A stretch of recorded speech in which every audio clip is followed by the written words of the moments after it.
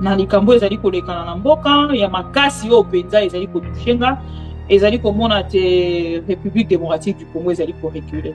Bandeko to like vidéo to partager s'il vous plaît. Nous sommes en direct. To like vidéo to partager, to like vidéo to partager. Les Congo reculent. Et c'est très grave ce qui se passe maintenant. Pour que bandeko na biso baza na Kinshasa, baza couper na réalité. Ndenge nazaki koyebisa bino nazongeli yango lisusu baza couper na réalité. Baza obligé ya kolanda des fake news ya UDPS qui kolanda vérité où ezali kobuta de partout au biso tozali kokotisa peuple. Tant que tozali koyebisa bino que Félix Tshisekedi est faible d'esprit et faible moralement, physiquement kutuna lobate po bino moko boyebi ki azali na maladie. Ba kisa o mama ni ake o auta ki kochana ba réseaux sociaux o bino boyebi na botanga kokona yo. Donc c'est un monsieur Oyo, Aza déjà, mouriband.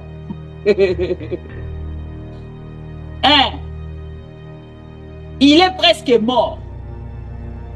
N'engaza de ça koufi presque. Mais, bon, mon eka na bon. Togolande là. Et ça dit dans tout un dossier, au Togolobela di Kambo Itali, des connexions au Baouti pour ça, na compte, na réseau social Twitter, na TikTok. Pour nous dire que nous sommes au Congo, nous avons la difficulté actuellement, il y a pour ça les réseaux. Dans tout un dossier, Félix Tshisekedi est tellement choqué, il y a comme une vérité, on a vité sur mon sous, il y a Twitter, na TikTok, accueilli pour instaurer le système. Pour l'indisamana au Sembe, garçon de course, il y a Denis Enyakemo, accueilli pour instaurer le système, il y a pour bloquer connexion, c'est-à-dire pour ralentir connexion au fond la page et à Twitter depuis au banda qui est à Kosimba.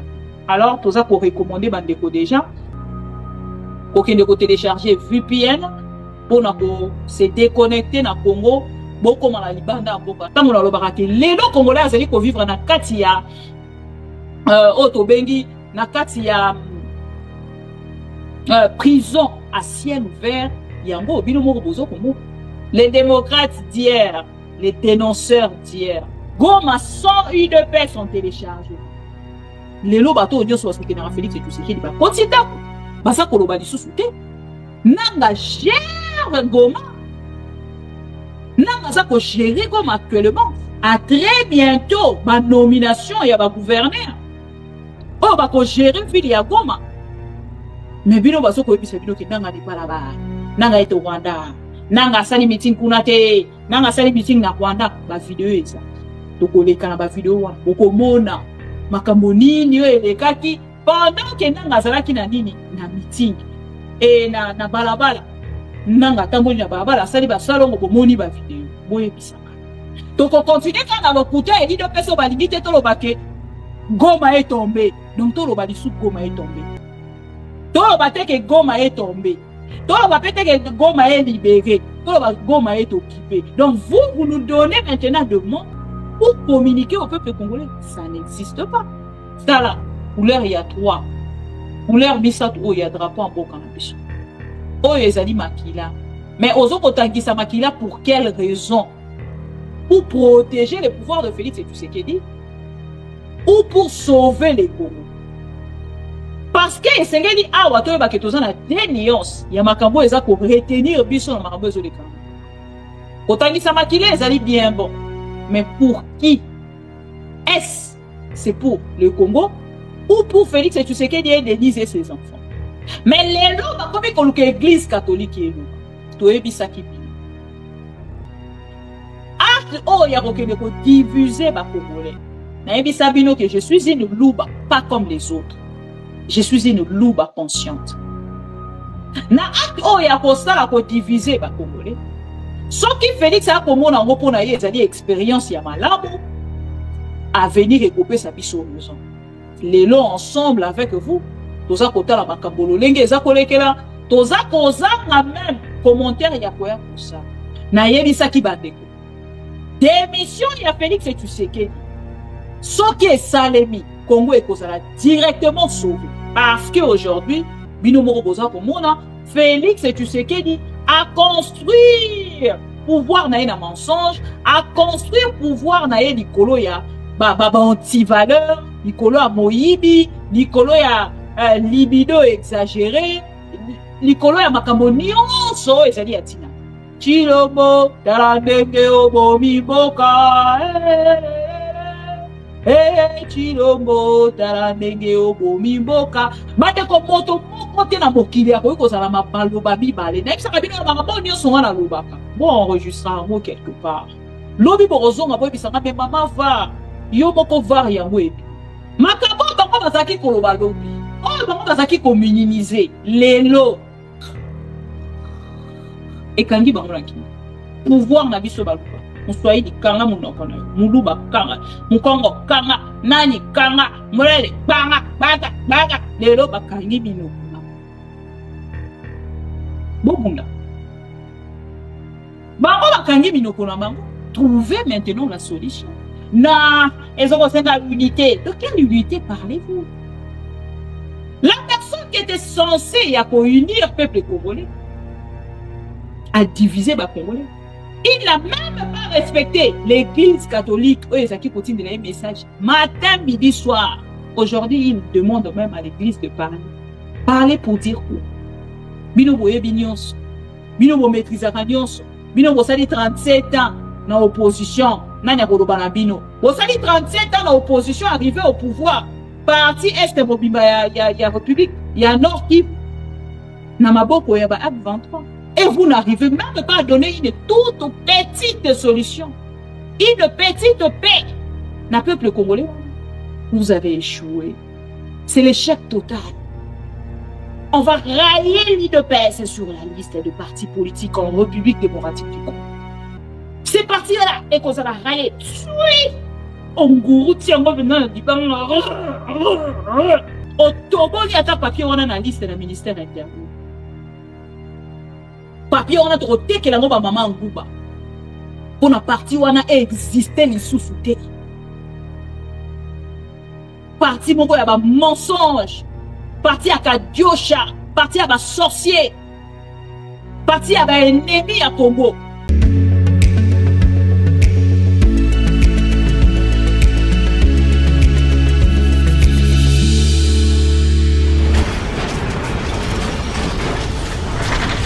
Ma mission TV, le miroir du monde. 3. Oui, on va parler de Goma, vous y étiez, mais les évêques dénoncent que le gouvernement, les évêques du Nord Kivu dénoncent que le gouvernement ne fait rien pour stopper la violence qui sévit au Nord Kivu. Alors vous y étiez, est-ce que vous avez quelques pistes de solutions à proposer pour que finalement un état de droit, ces massacres s'arrêtent? Il faut instaurer cet état de droit et donc dans un état de droit, l'État a le devoir de protéger ses concitoyens. Or ici, nous voyons que le pouvoir ne paye pas. Les policiers ne payent pas les militaires qui vont au front, ne les équipent pas. Et donc ces gens n'ont même pas les moyens de protéger la population. Au contraire, ils se servent même sur le dos de cette population. Donc l'insécurité, contrairement à ce qu'on pense toujours comme ça, elle ne vient pas toujours de l'étranger, elle est aussi causée par nos propres compatriotes. C'est la crise, la misère qui est à la base de ce genre de choses, et un État responsable doit tout mettre en œuvre pour que le moindre de ses concitoyens soit sécurisé. Or, c'est pas ce qu'on voit ici. Ici, on entend dire qu'on a des croissances à 2 chiffres, alors que ce n'est même pas perceptible dans le panier de la ménagère. On entend dire des choses, mais tout sauf la sécurité à l'est du pays. C'est inacceptable. C'est quelque chose qui démontre vraiment les insuffisances de ce pouvoir. Monsieur Tshisekedi, Félix, il faut préciser. Oui. Je vous remercie.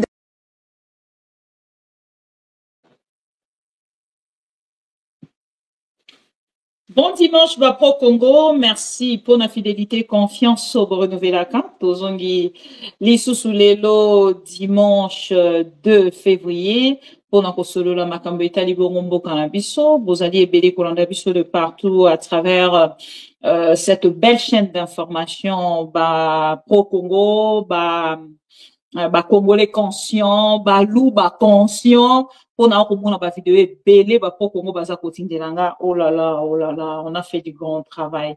Vraiment, nous avons fait du grand travail. Autant on a fait du grand travail, nazo ko mimonanga mon côté, nazo ko mona bande ko nyonso, o ba bundara po na vérité, ezala bongo la kati ya République démocratique du Congo. Bon dimanche déjà na bino nyonso na bandaku, bon dimanche na ba papa conscient. Oh lelo mokolo ya dimanche nde ba benga rango mokolo ya lomingo. Ba vanda na ndaku pona ko solola na ba famille, pona ko passer ba bon moment, pona ko kolandela mikanda bana ya classe ainsi de suite. Bandeko balandi ya maman Bibi Kapinga.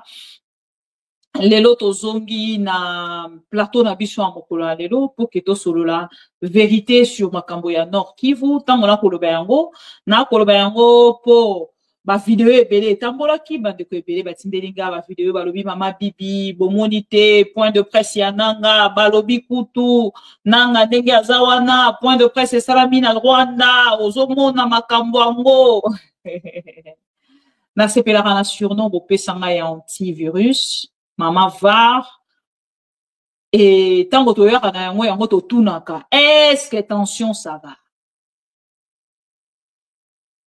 totunaka yango pona toyebi ke na makambo biso to ko diffuser la vérité bande kona biso ya IDPS bazali à l'aise te ya koyeba ke vérité ezali koya kolongola mensonge bango bazali ko tia pendant longtemps na bitu à peuple congolais et awa toye dimanche à l'élo, dans un habit toute la journée, hein. Vous évitez on a dans un habit toute la journée, c'est-à-dire tout de l'information en temps réel, pour n'arroper ça, peuple congolais, qu'on soit à l'Ingarabiso, après-midi à l'élo, to, kobanda ba information, to, kende la marabé, belle penza, pour que peuple congolais n'a pas naé, à kende, ko comprendre réalité, ni nous ali kolekanamboka. Déjà, dans entrée de jeu, c'est Gelina Bisa, peuple congolais, na likambo ezali kolekana na mboka ya makasi yo penza ezali kotushenga ezali komona te République démocratique du Congo ezali ko reculer bande ko to like vidéo to partager s'il vous plaît nous sommes en direct to like vidéo to partager les Congo reculent et c'est très grave ce qui se passe maintenant bande ko balandi ya maman Bibi Kapinga na ba information na makambo to kolobela lelo. Et ça dit dans tout un dossier,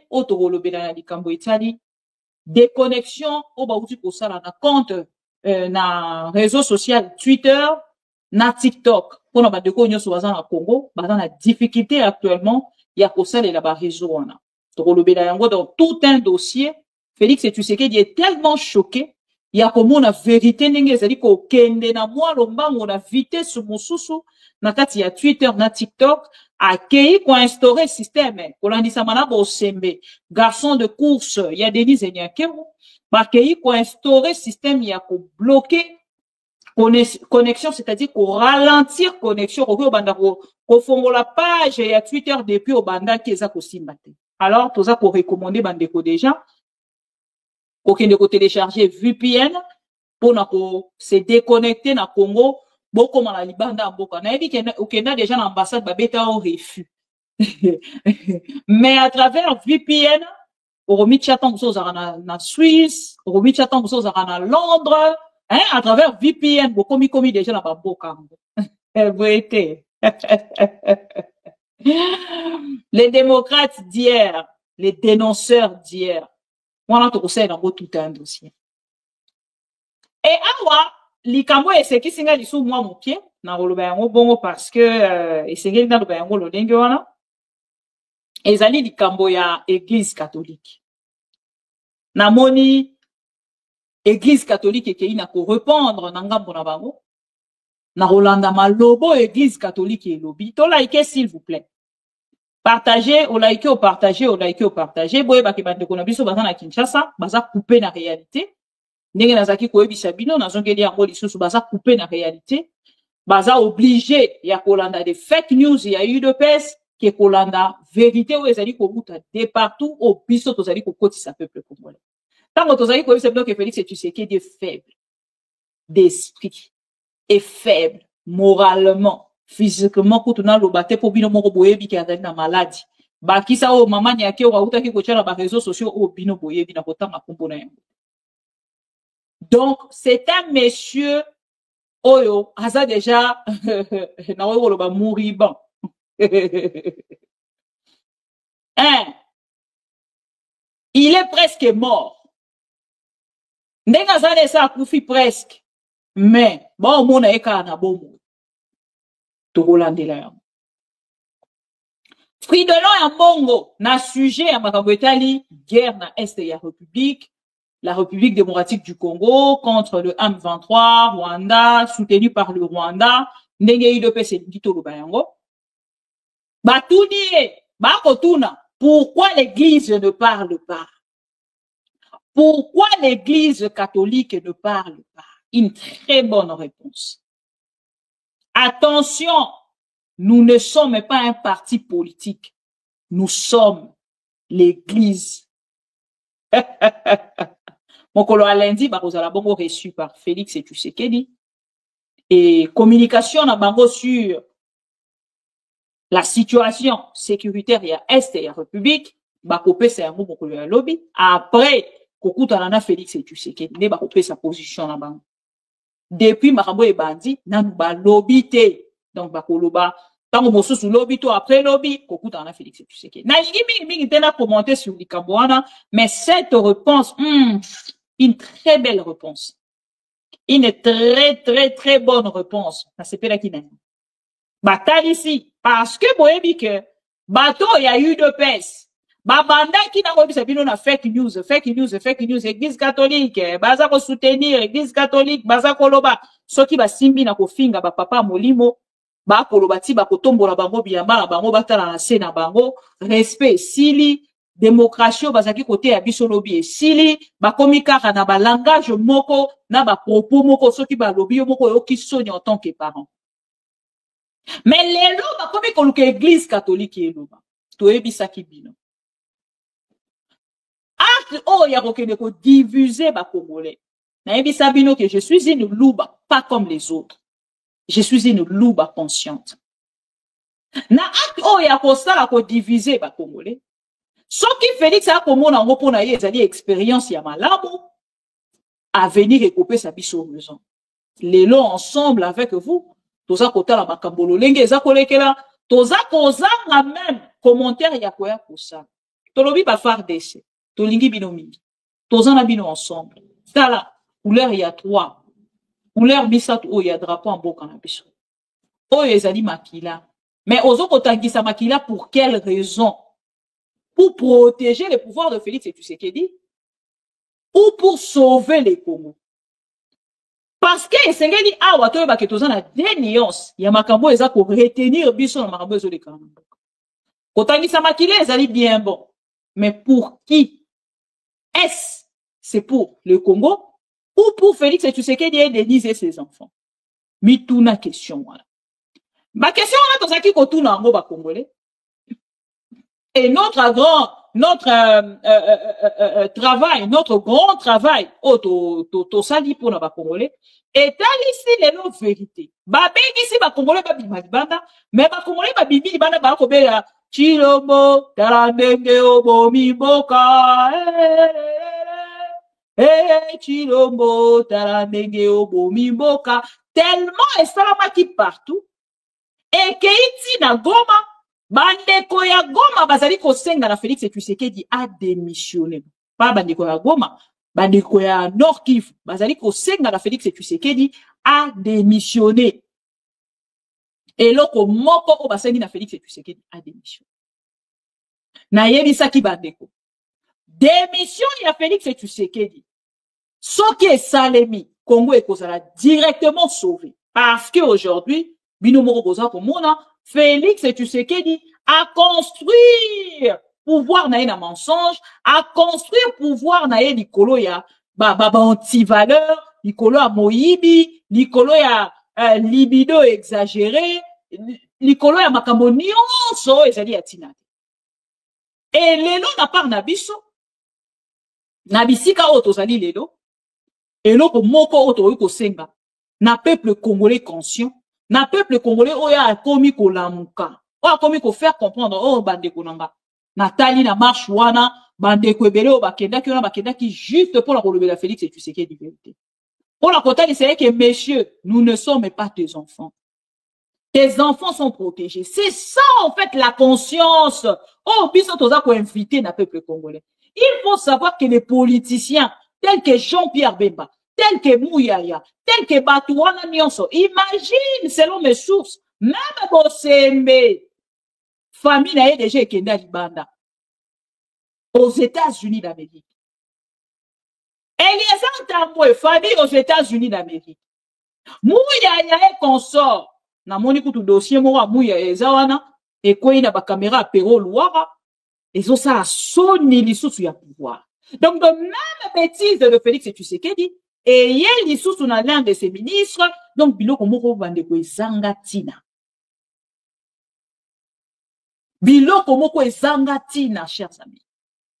Et cette conscience, nous peut savoir sur ma casse ya kosala lisusu pour na kota lisa peuple congolais, bon moni sika to komi o, so ki to travailler lisusu qui est de tikali kaka mo qui est poto tondisa, gout moko etikali po etondisa vase banda kotanga. Ko so yi vase bandi kotanga, congolais ne so fungoli munoko. Ah mais la ramayo ezo ko ya vase.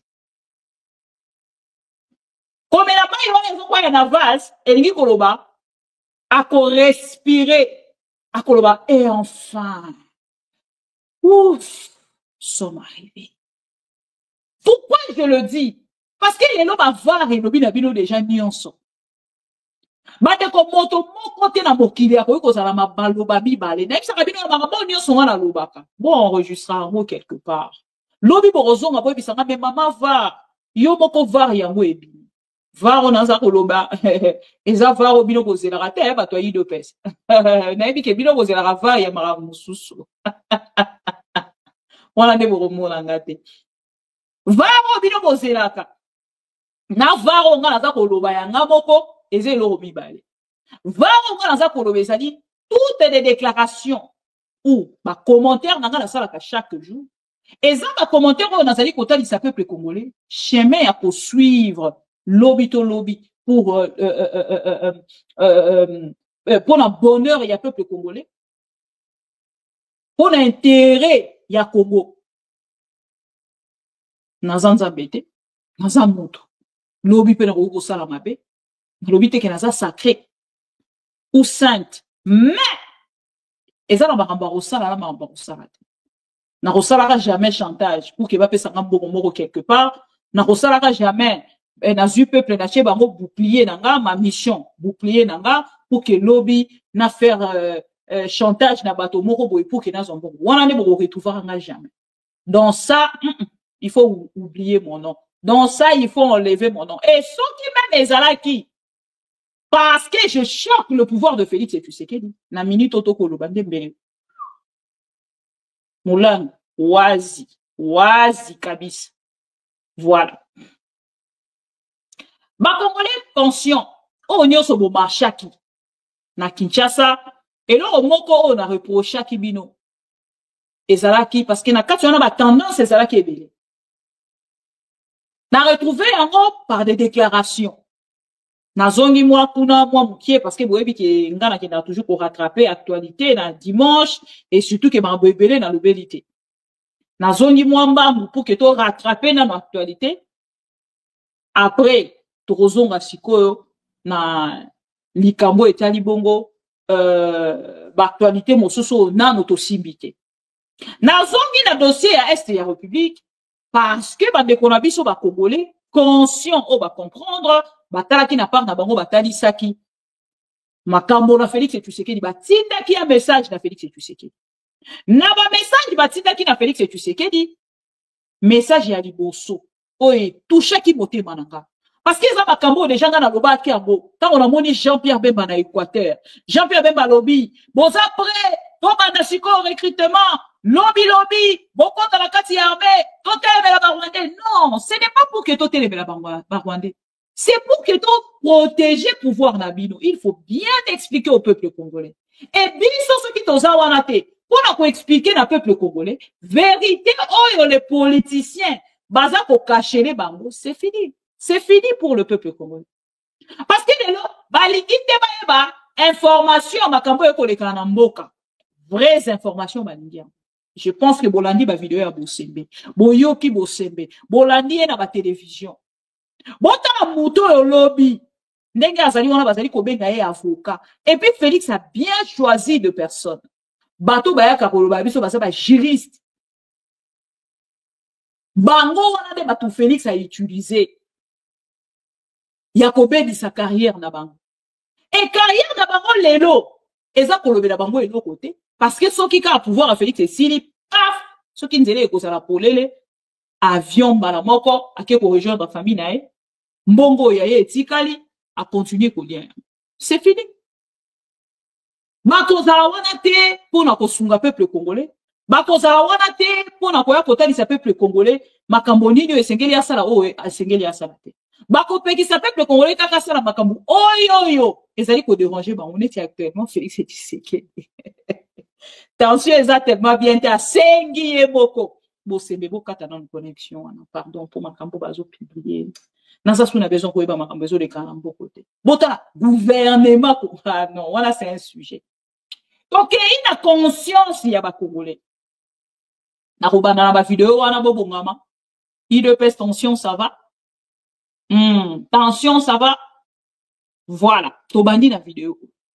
Chef de l'État est baké, bano bakou faisa bana été. Anthony Tshisekedi mwana yo à la sécurité totale. Bana yo bana ba poto, bana ba nationalité à poto, bada bien. Biso ya biso to kufa awa muto asunga biso azate. Bana ba opposant Martin Fayulu dans les États-Unis. Bana ba caméra ba sécurisé. Biso to za libana exposé. Na moi exposé na nzala. To boy ba discours chef de l'État. Bana yo bana poto ba vivre bien. Anthony Tshisekedi dans la sécurité à garde républicaine. Biso toi na ngote. Toi na méchant kana makasi. To boy ba discours ba la bino ba lia bien. Ya biso ba lia te, ya biso ba na passe.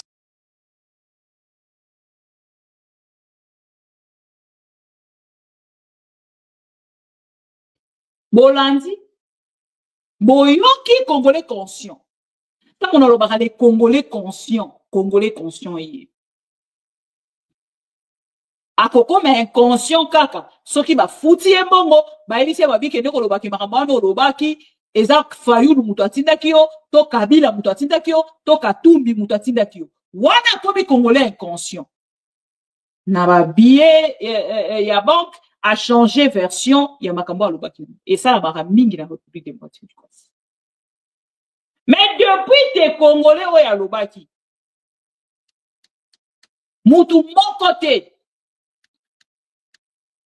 Atelemi pour que koloba na bango, bokoki koloba makambo wana te.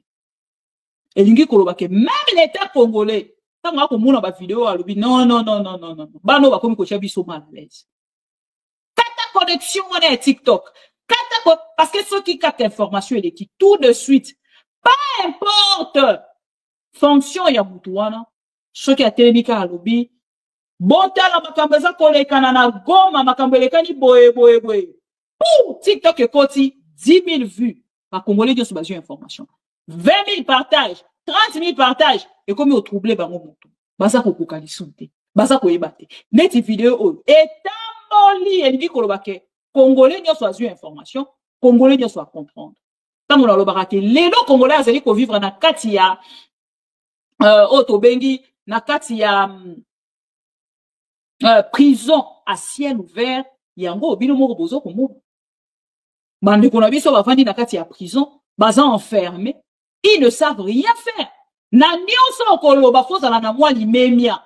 Pour ceux qui ont raté kaka, ceux qui te bosse babengisio, ceux qui te boko constater que batu wana bazali kosala makambo wana kaka uniquement na bato ba soutenir Félix Tshisekedi. Na bakisa ki bino ba image ya Joël Kitenge. Na bakisa ki bino image ya Pinda. Batu wana bi balé baleki ba inciter na haine, ba inciter na violence, ba inciter na makambo ya mabe. Oyo. Bango batindaka. Bakangela ngo batu, babwakela ngo batu na prison, ndenge babwaka set kikuni, ndenge babwaka Mike Bukebai, ndenge babwaka Jean-Marc Kabunda. Mais na moment tozali koloba, batu wana baza libre, baza ko sala o ezali vie na bango. Donc elingi koloba que y a des Congolais protégés sous Félix, Et il y a des Congolais pas protégés. Il y a un monde qu'on a vu sur la lobby. Bana ya Félix et Tshisekedi basa protégé. Bana ya Jean-Pierre Bemba aza ko benga boya kokota na armée basa protégé. Biso to kubanda ko s'exposer pour l'intérêt na bango non. Nous avons déjà tout compris. Biso to kozalaka jamais protégé. Preuve Lelo, le M23 bazan à Kinshasa. Mais chaque jour les Congolais sont assassinés. Sont attaqués par le Koulouna. Sont qui président de la République? Oh, on a garant soi-disant de la nation. A koki kopé sa solution te. Pour na dikambo ezaka kayaba Koulouna. A koki te kokundi saba mobondo. Si les lots zones wana eza occupé. Mande konanga. Boko c'est la Félix et Tshisekedi a protégé bino. Na niveau ni. Congolais Moussousou. Na Goma. Cette fois-ci na Nord Kivu. Pour ne pas seulement parler de Goma. Il y a Télémi na part naye. Non. Avant notre qui n'est na Nord Kivu. Na apprécié qui peut papa ou. Borolanda. Il y a na part naye à Télémi Félix et Tshisekedi. Alobi non. Ce n'est pas possible. On ne peut pas voir un président de la République. On a ça comme un président. À se comporter quand même dès que Félix et Tshisekedi a se comporter. Sans qu'on peut mais trouve une solution autrement. Ou tu négocies avec ces gens. Au lieu de laisser le peuple congolais mourir chaque jour, ce n'est pas du tout normal. Et le peuple congolais, conscience oyo, ni yango biso misusu to koma ki kovandela. Nemi sarabino na bombe la rabino et le téléphone. Je me suis privé de tout sauf rien. Parce que j'ai compris, hein. Na kosa ba retraite, honnêtement na sali boelelo. Je suis une femme. Et déjà, dans la confiance, il y a un moko, dans le baki, dans la complexité. Dans la complexité. Oh non, negenini, moi, si on a kangaba soutien qui to côté, alatara qui to côté, et à la kangati. Moi, c'est l'objectif, via vie. N'est intéressant. Ce qu'on cale l'objectif dans le but, dans la côté, dans la retraite. Ma kabo, ils ont les kanalamboka, je vais participer pour que mon nom puisse être cité demain. Et aujourd'hui, je suis parmi, donc, ceux qui le bakotanga, 5 femmes. Oh, bazako bundela mboka. Bazako ta sa vérité na peuple congolais. Na évité classement na bino ekozala. Nengeni, pour que bo classenga, mais je suis parmi ces femmes-là. Sur la liste, je serai là. Je serai sur la liste de Congolais conscients au bako proclamer, ce qui quand je ne sais pas. Mais, ça ne me dit pas que le col en Naza. Et je ne me dis pas parce que Naza est femme, et tout Naza est la beauté nanga, na mettre beauté nanga en valeur. Non. Mais, d'ailleurs, à côté, réflexion nanga en valeur. Partager avec les Congolais le problème du pays. Relever demain ce qui marche, ce qui ne marche pas. Et comment, tant qu'il est à niveau, il y a trouver, compétent, ou qui ne sungabi, so pour sauver Bokalobi. Nakati ya lisanga wana dengaza. Oh non, qui bo moi si, qui nini, tout c'est tout, nga, eta la rangate. Oh, jeunesse, tout c'est tout, oh, profiter, profiter à la jeunesse, ndengeni. Naebi angote. Je préfère encore, balanga qui n'a profité de la jeunesse dans la tête. Je ne suis pas jolie. Tout ce que bako ekolandi samana simana yango.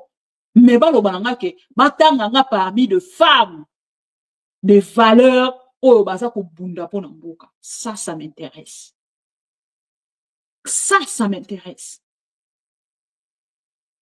Et papa a choqué dans le premièrement. Parce qu'il y a Bimaki. Dans moi, Bimi, non, Milobina. Koyoka et Koloba. Na komo na makambo et Salebi. Donc, il y avait beaucoup de tendances. Il y avait beaucoup de camps. Batonio, ça m'a dit objectif de mon côté. Et tant qu'on va tirer à ça l'interview, na interview na ye ne te ko comprendre que te ya ndeko ali boso na oyo ese lo ko te bolanda nazolo baboye erreur nyonso ezali gouvernement ezali na première Rwanda na Burundi eloko amuke Burundi akangaki frontière mbala moko bengani mais biso frontière à Rwanda ezali ouvert. Qu'est-ce qui se passe entre gouvernement na biso na Rwanda? C'est le gouvernement qui est le premier bazali fautif et ça gouvernement. Ezali ba minele te, ba minele ba ni ba kolole olipao. avant que Nzamba salisa yo, yomoko mi salisa. C'est écrit dans la Bible. Mutomusu a que salisa yo, te soki yomoko. Gouvernement a salisa ba soda na bisote, netinde kolanga za koloba awa. Gouvernement a complice na mamakambo zole kakuna. Baganga ki nani bungana nanga bandaka la 2 ans. Bazo salelo komoko te. Ti ba komi le non à Goma, bolo ba que nos populations à la derrière gouvernement na sens ni. Vous étiez où depuis ce sens-là? Vous allez derrière la FARDC. FARDC, vous en avez no awa. Mais gouvernement biso non. C'est la voix du peuple. Papa lobi bazana gouvernement mais papa Félix Tshisekedi lobi azali garant ya nation. Il azali même garant ya bon fonctionnement te. Bon ta même mutu aza ko usurper ma titre parce qu'il y a karazala awa. Roi soleil yé, Beto yé, Mukatombolo yé. Moi, la main, ce qui nini tout ça, yé, nyonso yé. Et il dit c'est un monsieur où azali ko maîtriser tes rôles na yé, na katia, mboka, Congo. Ayebi d'ailleurs oyo azali te. Na mona rabandeko ba misut na ba commentaire ba lora. Un jour Félix Tshisekedi nous dira qu'il n'a jamais géré la République démocratique du Congo.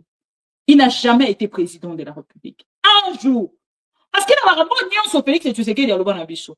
Garant de la nation, garant soki nini, nani, akosala soki nini, atikala kosala, eloko mokote. Et aujourd'hui, le peuple congolais arrive à comprendre.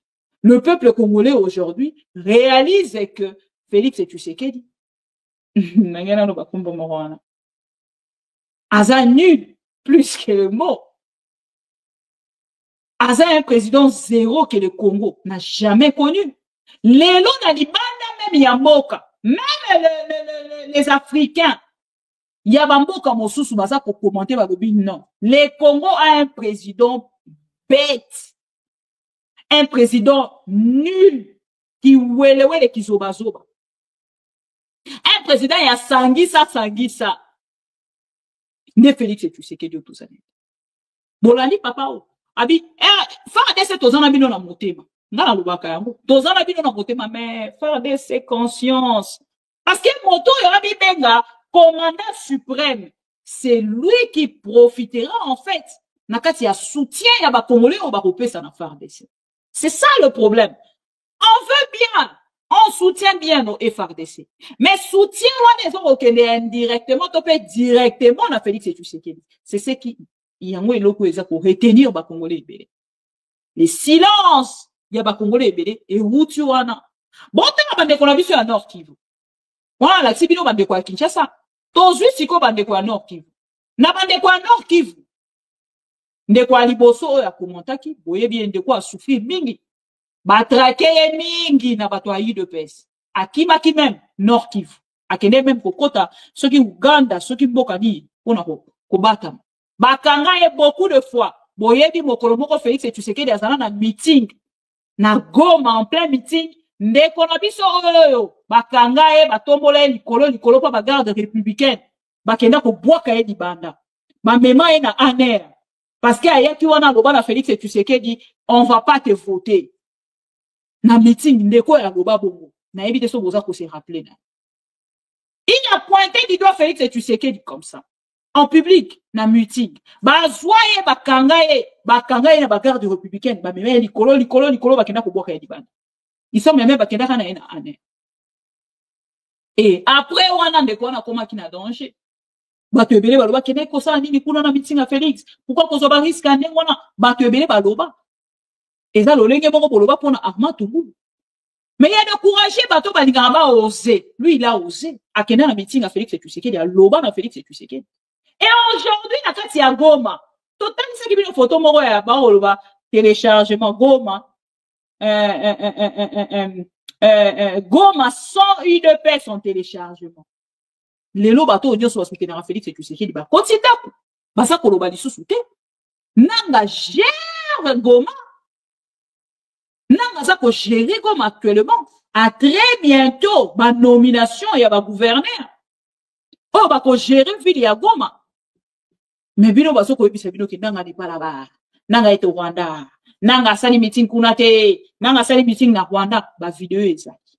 Toko leka na ba vidéo wana. Boko mona. Makambo nini yo elekaki pendant que nanga azalaki na nini na meeting et na balabala nanga tamboli na balabala sali ba salongo bomoni ba vidéo boye bisanga donc on continue quand na lokuta et lido peso balingi te toloba ke Goma est tombé donc toloba lisu Goma est tombé toloba te ke Goma est tombé toloba pe te ke Goma est libéré toloba Goma est occupé donc vous nous donnez maintenant de mots pour communiquer au peuple congolais ça n'existe pas. Goma est tombé, Goma est libéré. Ça dépend. Il y a des gens qui ont la communication dans ça. Il y a des gens qui transmettre un message d'un peuple congolais qui nous parlait de l'occupation. Occupation et bandit les lotés. Babanda qui ango na Rubaya. Babanda qui ango na Bunagana. 2 ans seulement pour protéger Raka Goma. Ben, mais Goma ne tombera pas.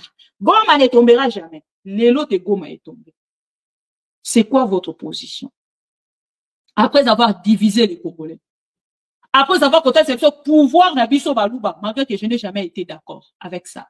Les lots aux Awapi, les lots aux Sukiwapi. Bomoni esika bomemi Congo. Est-ce que vous êtes conscient et esika bomemi Congo? Bolanda Neko Nabisso. Aujourd'hui, nous sommes samedi, nous sommes à Goma. On est 1er février 2025. Vous avez dit pouvoir Nabisso Balouba, on va soigner Bokanga Monoko. Voilà. Voilà maintenant, le pire est arrivé, il fallait défendre votre pouvoir. Vous nous avez divisé. Vous avez tribalisé les institutions. Et vous voyez maintenant les sorts. C'est ça. Le pire est arrivé. C'est Nanga qui vous combat maintenant aujourd'hui. Et ça pouvoir Nabino, allez vous défendre. Votre force du progrès là, qui nous a menacés tous les jours. Vous voyez comment est-ce que vous avez divisé les Congolais avec la question du changement de la Constitution, avec le tribalisme de tout et pour tout et partout. Et maintenant là on vous regarde, vous commencez à crier maintenant, vous commencez à nous appeler et de pouvoir vous aider. Non, c'est pas comme ça. On doit gérer le pays avec toutes les valeurs et tous les principes démocratiques.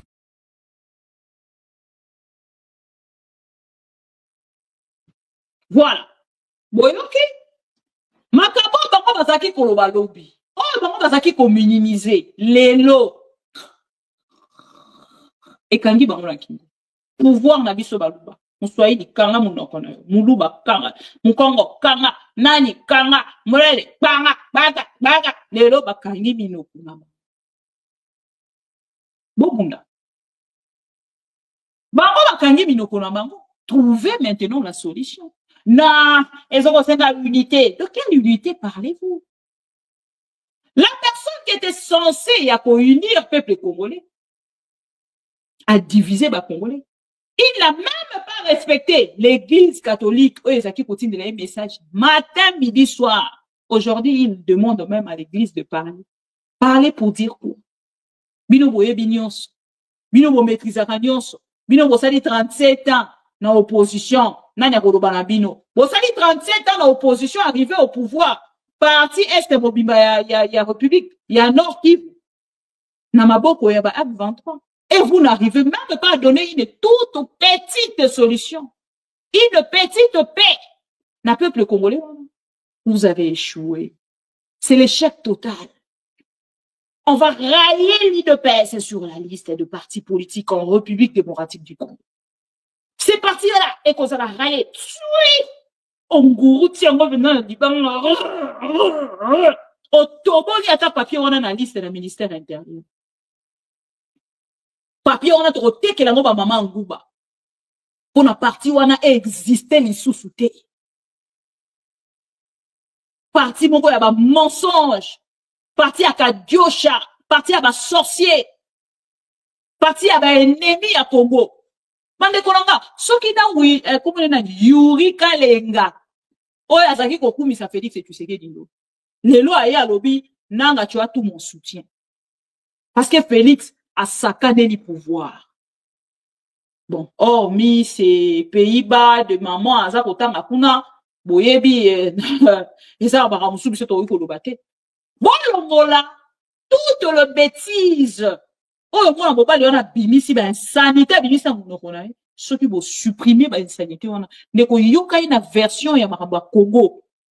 En fait, na l'olenge, en fait, na yoke la ma, so, muto, loba, na yoka o mutu wana oloba te mais oyo ala na kati na ye oyo azolinga loba oyo azolinga transmettre natala makambo natala ngo na lolenge moko superficiel te nakotaka penza à l'intérieur ya oyo moto akolinga loba attendez si Félix Tshisekedi on peut insulter le Rwanda on peut tout dire mais Kagame aza prêtre na mboka na ye aza un bon président pour les Rwandais parce que azokende koyiba libanda mpona kolesa bana na azokende kocréer ba désordre libanda mpona kolesa bana et à l'interne oh ezali mboka na biso Congo nos autorités de leur côté devaient prouver à ces gens-là que Ngapé naza président de la République pour mboka nanga je vais vous attaquer pour protéger mon peuple je vais vous attaquer pour protéger l'intégrité territoriale ya mboka nanga.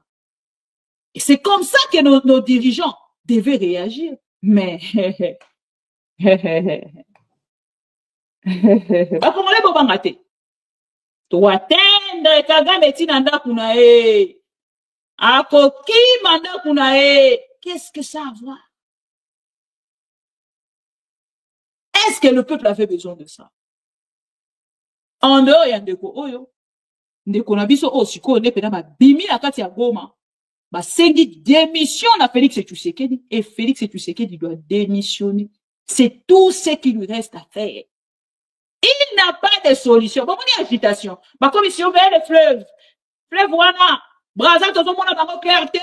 Bon, dans l'agitation, ils allaient autour. Il y a un membre, il y a eu de PES Israël, Moutombo, Eliezer, Ntambwe. Bah, moi, je suis là, Moutombo, Kalonji, Moukendi, toyebisaki bino bo décorer ba kombo na bino ba luba na ba pierre ya diamant o ezali valeur o kopesa na miso congolais ba valeur o kosala autour ya kombo na yo kotala mbongo te mbongo ya na suka te mbongo ya na suka te mandeko nanga depuis Congo ezala Congo bato nyonso bayiba mbongo ya Congo mbongo na bango esila mais oyo libulu ya Congo esila raté donc quand c'était oyo tu wana yo komi pomba si bolite te ya yo ekoleka mais Congo ekotika la kaka wana peuple congolais ekotika la kaka wana peuple congolais mona katali a juger après le bien asani conclusion analyser, développer, ça une conclusion. Mais yo sikoyo, mbongo wana kozana sorti entrée ezate. Déjà bosali intelligence était. Ya kotonga na Congo, bosali intelligence était. Ya kozwa misolo kotia na kati ya Congo bosali yango te. Misolo na bino bozo bimisa ngo libanda. Etango lelo peuple a la crise, bozo ko accuser bato mosusu. Folanda congolais oyo. Asengi na Félix Tshisekedi a démissionné. Alors, il a fait messieurs, démissionne. Tu es un incompétent. Incompétent, Félix, démissionne. Avec tout ton gouvernement, c'est tout ce qui te reste à faire. Point. Au moins, maman, ah.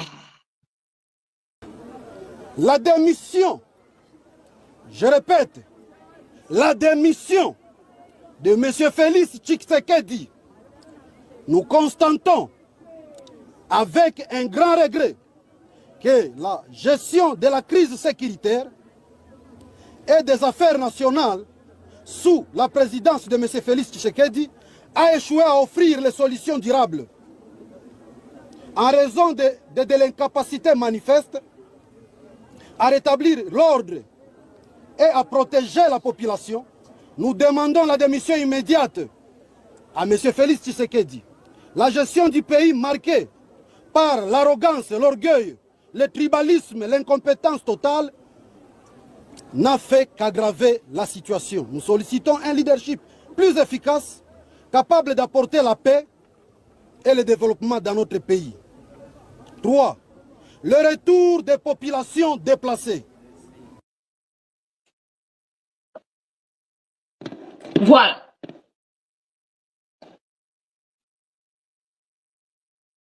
Bolandi. Boyoki. On a peuple à Zoloba. Na Félix Tshisekedi a démissionné.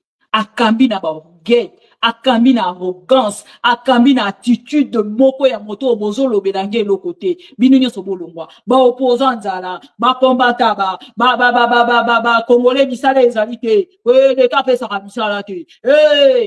Tout ça. Cette attitude là n'a pas aidé. N'a pas du tout aidé Félix Tshisekedi. Je me rappelle même. Na kolukela bino vidéo wana. Di Luando Félix Tshisekedi a commenté sur makambo etali constitution, sur makambo etali misala. Batie micro batuni e question. Oyo koloba nini pona oyo Félix Tshisekedi a lobby concernant makambo etali constitution. Di Luando a sucvé a lobby soki chef de l'État ici a commenté. Ngana oyo koya koloba te qui suis-je pona koya ko commenter likolo ya oyo mokonzi ya mboka. C'est de l'hypocrisie. Asa kotalisa ke na moment on a za ko lia pembe na ye. Na moment on a za ko yiba pembe na Félix Tshisekedi. Na ke de ko commenter contre Félix Tshisekedi, je ne le ferai pas.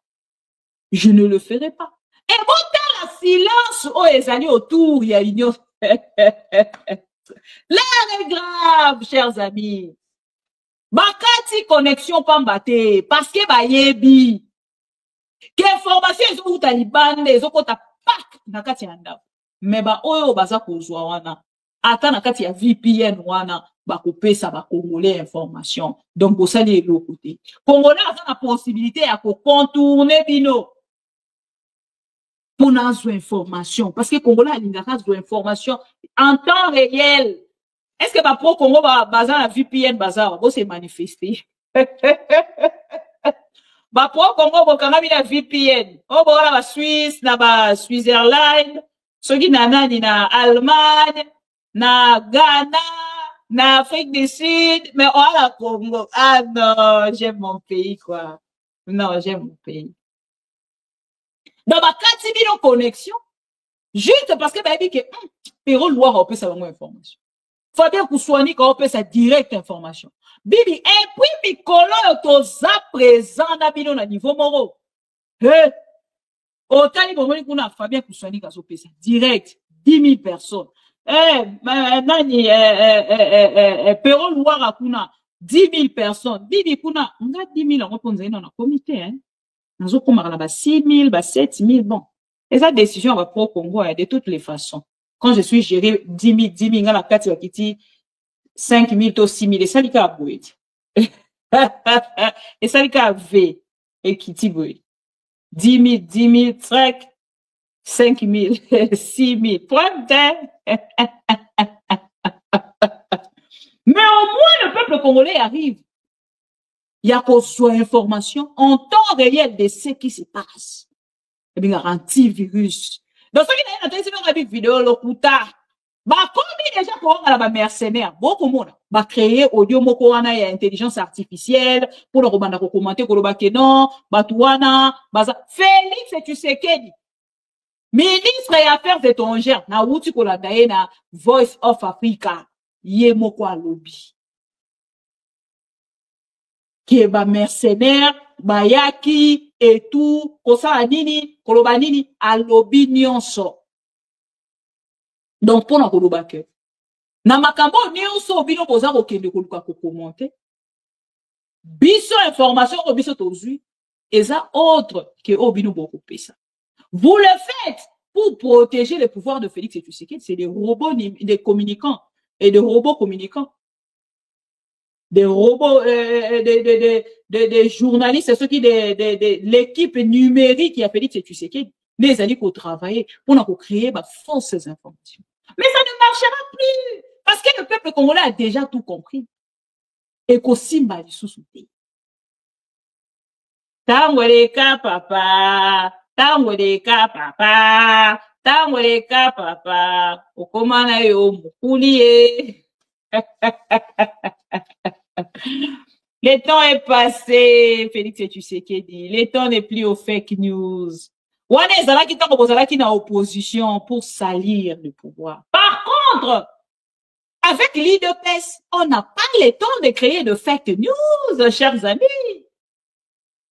On donne des informations en temps réel de ce qui se passe. Vital Kamerhe a fait 100 jours. Boyebi kezala ki vrai. Nicolas Kazadi. Boyebi kezala ki vrai. Peter Kazadi. Boyebi kezala ki vrai. Même likambo lobi a batieli biso ya Patrick Mouyaya. Preuve. Moi si na za koloba. Likambo ya Ndeko Jacques Ndala. Preuve. Ndeko Jacques Ndala ebo za koloba. Bande konanga. Information ni notre yo ko pesa bino. Mais oh ya IDPS. Et ça qui toujours m'en parle kuta. Oh ba fausse commune. Si de la fausse commune mon na.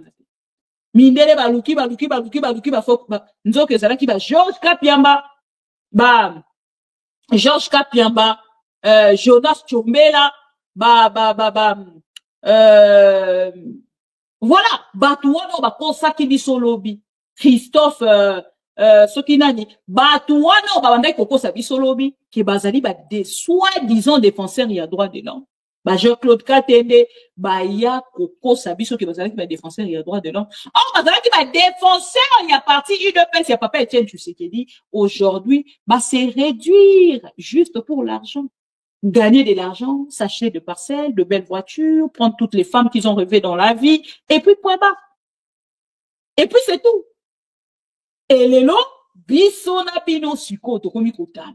Réalité à pouvoir à Félix Tshisekedi. Na on va t'aller ça qui sont lobby dans il y a pouvoir, il y a opposition, et c'est l'eau comme côté. Et peuple congolais a fait comment? Na bibi, balobi, il faut te soutenir l'armée, il faut te soutenir l'armée, mais pas de c'est bien bon. Et c'est que les bisons na binoto sangana to soutenir l'armée, c'est vrai. Ça, c'est une réalité, c'est évidence. Mais, nalikambo ezali kolekana kuna, avant biso to telema, pona koloba, il faut to yeba nan. Souffrance bande kono biso wana baza ko passer aujourd'hui. Boyebi que plus de 20 000 militaires congolais capturés par Nanga, bakei Ruchuru. Pour na koksa nini, pour na kokende kotanga, kosa la formation, ya kozala vraiment vrai militaire, bayebi c'est militaire azali nani. Ezate le quoi moto akomi garde républicaine. Bayebi c'est aux garde républicaine, bayebi c'est garde républicaine azali nani. Akomi ko boeta misu. Garde républicaine, azali moto alandaka bituka, ceux qui ont la dit bituka, ba futi mbongo te, okangi bituka wana, hein? Olobi? Voilà. Bande qu'on a vu sur la cantonner bango na Ruchuru. Et ça c'est le roi ya Félix. Il faut bon dans la cantonner. Batu bazo ko occuper Rubaya, Kibumba, Nani, Kichanga, Bunagana. Ozo benga bango. Boya wa boko ma boba canton, boke de na cantonnement. Boya wa boke de na cantonnement. Et ça l'a raté. Boto la bango bamboka wana. Imposer bango cantonnement. Tu n'as pas de solution. Tu n'as rien du tout, pas de stratégie, rien. Excusez-moi, il faut batouana, bakende na cantonnement. Il faut batouana, toboto la bango. L'État congolais, et c'est ça. Les choses ne marchent pas comme ça. Même les mineurs ont compris que Félix Tshisekedi était un aventurier, un nulard. Voilà. Ndeko na kombo ya Kabundu pe na sana ba dossier na ye na marambo na yoki na kozonga na yango tout un dossier parce que la moni déjà ba comme ko commenter sur yango il faut ngana ya koloba marambo ngana yebi sur dossier ya Kabundu na libération na ye pour que le peuple congolais à l'Arabiso aille ba ke marambo tozo koloba eza théâtre. Ce n'est pas du théâtre. Kabundu. Ngasoki na yoki. La source na ye lobi. Kabundu. Na bengi o 3 fois. Kabundu. Na bengi o 3 fois. Nkolo amisatu soso alelaki. Tangu soso kolela. Et vous allez la somme. Dans le bikak. Si vous avez profité de la libération, profitez de la libération. À suivre dans cette histoire. Oh, na lubakite. Kaboul na lubaka na l'Assemblée nationale. Likambo ya train de vie des institutions na lubaki na binoa. alobaki na Assemblée nationale likambo ya salaire ya ba soldat atalisa bango même aloba bana na biso toyi kotinda bango kuna te même bato baza kokende kuna esengeli tosala quelque chose pour que salaire ya bato wana solde na bango emata. Mais pour Félix Tshisekedi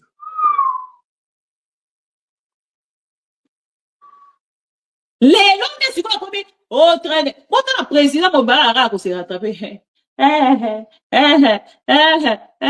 alelaka kaka un président qui plaire tout le temps. Et si on a un président français moi on va occuper village na yeto ville na yebo boya banda kolela na télévision donc bolingaka bo comparer bango na ba président américain. Un président américain on va banda kolela on va occuper ville na yebo à qu'on répliquer riposte rigoureuse au Félix Tshisekedi à kolobana biso. Pour un président américain il y a automatique. Mais pour Félix Tshisekedi communauté internationale voyez sananga na komi nanga déjà kosilika bientôt na kobeta 6 attaques soki kaka soldat moko to congolais moko azwi masasi na sangisi ça c'est un président de la République. Boye bisaya sakarada batu mususu mena fachi betonte mokengeli ya ba congolais siko okengeli ya ba congolais koteni na oya momoni te Félix akomi kizengi azoye ba bisute makambo nyoso na lobaka na ndako lobango na sa kwiti na bande ko lobango na vie normale na ndeko lobango. Pourquoi aujourd'hui il est perdu, il ne sait plus quoi faire, il ne sait plus quoi faire.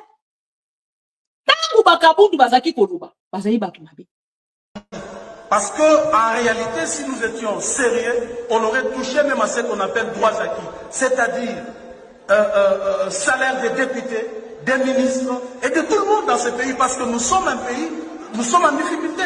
On ne doit pas donner l'impression que nous demandons à notre peuple de faire des sacrifices, alors que nous-mêmes dirigeants, nous ne faisons pas ces sacrifices. Hein?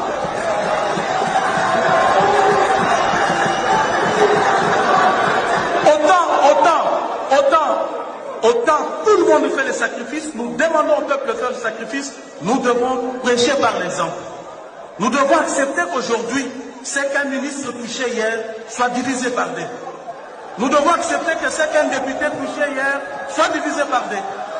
Ce n'est pas du populisme, je suis sérieux et je sais de quoi je parle.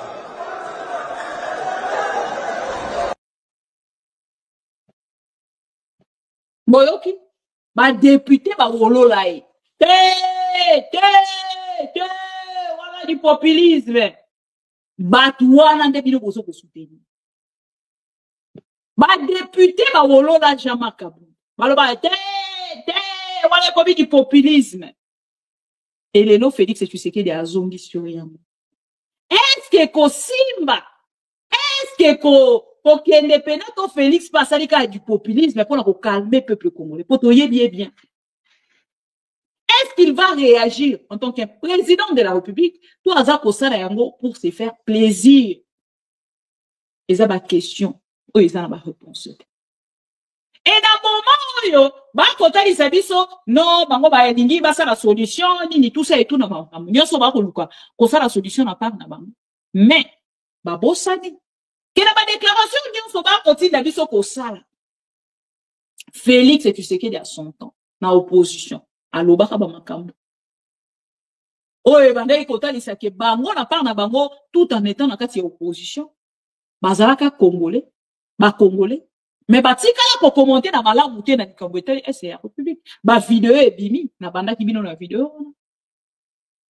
Pour la kota lisake bato yo barotika la jamais couper sa solution au problème ya est. Congolais on son part na ya kolobaki na sali ko soutenir FARDC. Ozo soutenir FARDC c'est ça couverture pour na Félix Tshisekedi. Ponzi menanga.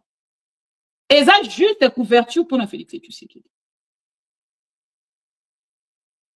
Et avant que ça la yango parce qu'il y a des intérêts na ezali atika la pouvoir. Rien d'autre. Il a sepela ki komola ba dekonabiso bazana goma. Ba militaire bazala qui cantonné par nanga Na part na bango côté les kotia barrière na Félix et Tshisekedi pour la website stop. Nous ne sommes pas tes chiens. Nous ne sommes pas tes animaux domestiques. Pendant ce temps, va bouclier na yo. Et toi, tu gagnes bien ta vie avec ta famille. Tu nous as sacrifiés. Ton eu ma formation à Malumate, au tindi biso na guerre, après bo abandonner biso. Te mokolo ya lelo. Ba ko ebise mnoki baza na Goma te. Nanga za na Goma te. Nanga za na Goma te. Mais ba kende na Goma. Ba sa la déclaration na Goma. Gouverneur de la ville Azarapi. Gouverneur de la ville Azarapi. Gouverneur il y a province il y a Nord Kivu Azarapi. Oh ya ba uti ko nommé et c'est à Komi. Ils sont tous les militaires, non? Et si à Komi, ils ont ma question ou ils ont ma réponse. Tout le monde. Oui, ça y est, tout le monde.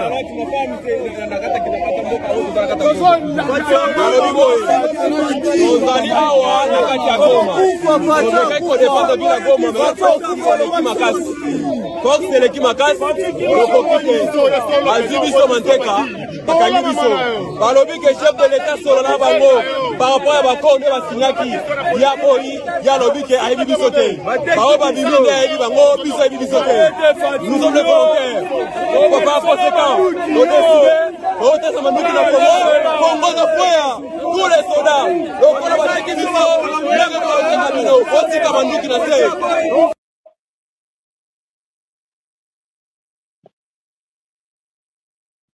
Oui, ça y est, tout le monde.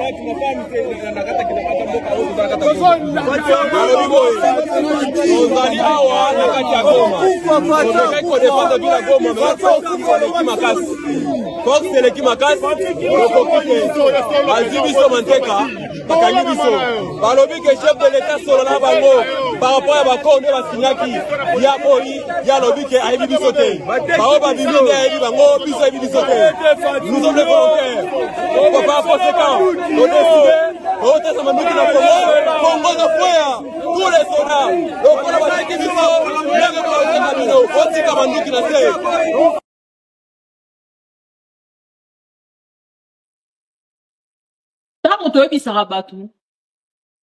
Que révolte et où t'auras peine, frustration. Ma te belé banzimarate. Ces jeunes, quand on va koya lobby, bah ouais, mais la fati, pesa mando kito, nabina, togo, tawanda, to bare, bamo, non, le no vidéo. Ah, on a information à casser.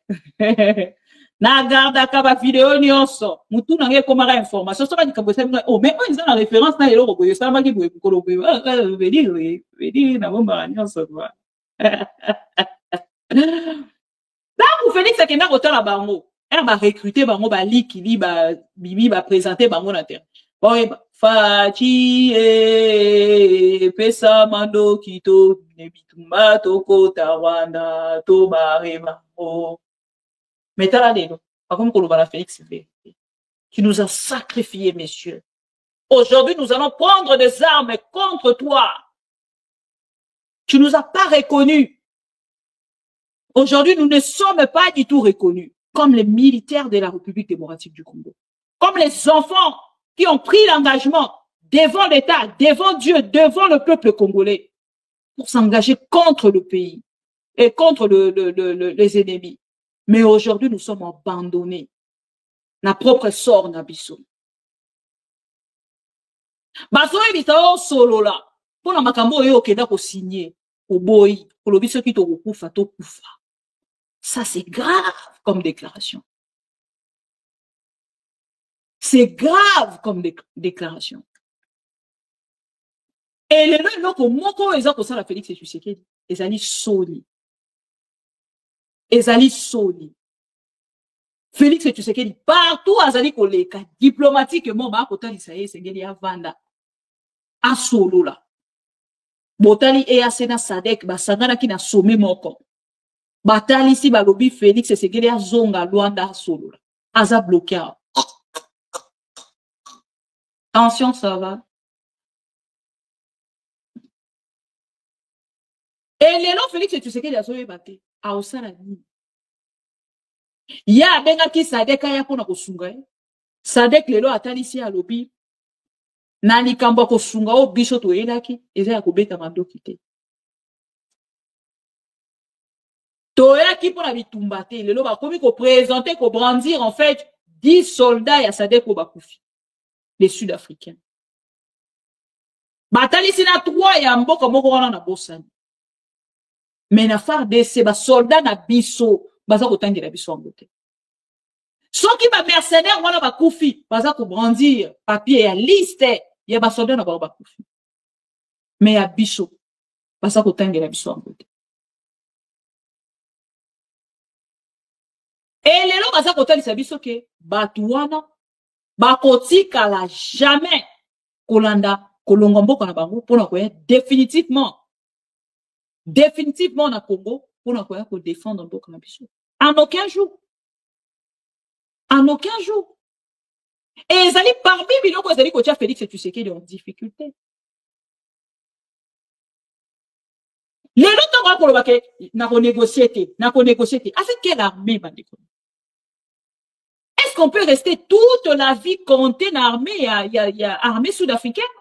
On peut rester toute la vie, il y a une solution à biso derrière Burundi, derrière Luanda ou ce qui est Nini, tout ça et tout. Tanzanie et consort. Non. Ba soldat na baza ko uta mboka na bango. Ba komi na Congo. Soki ba ndeko ba kufi 10, 20, 30, 40. Peuple na bango e kosenga justification. Toroki ko basé lika na biso mobimba te. Na Afrique du Sud, na Luanda, to na SADC, to EAC pour que to longa bitumba na kati ya Nord Kivu. To ko compter jamais na mapinga wana déjà baza ko consommer biso na budget. Soit la société militaire privée, oyo baye basoka $8,000 par soldat. Aujourd'hui, ba mercenaires, $8,000. Aujourd'hui, kuna ba SADC ba futa ba combien? On ne sait même pas vérifier. Aujourd'hui, ba soldat na biso 250 000 francs congolais. Na 30 000 francs, il y a prime. Tantôt janvier y était, tantôt mars y était, tantôt février y était, tantôt décembre y était. Entre-temps, fois Zoba na en charge. Entre-temps, fois Zoba na famille na fois Zoba en charge. Ndekonanga, ce que on l'a dit, na molai, na mozindo, bakoye bisa que soldat, ce qui a eu Massassi. Tout n'a bien cette information est vraie, vérifiable en plus. Ce qui soldat a eu Massassi, a combien valide? Bakati lokolo. Bakati mbongo na eso kaza iko 250 000 francs. Bakati ya kati pour na bango komi inapte.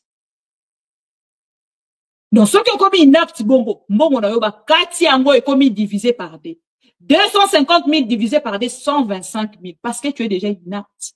Non, on peut servir les sous-Congo te. O komi ko zombongo ya ofele. Loko so ofele, to ko pesa sous salaire na ya mobimbate. Oh, sous d'autres cieux.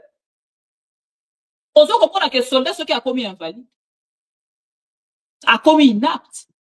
Bazako sungaye. Pour qu'il y a koufa no kite. A kanisara makambuana te. Bako répondre à ma besoin na enyos. Mais chez nous, nos soldats ne sont pas bien pris en charge. Bazako tali sabango ke.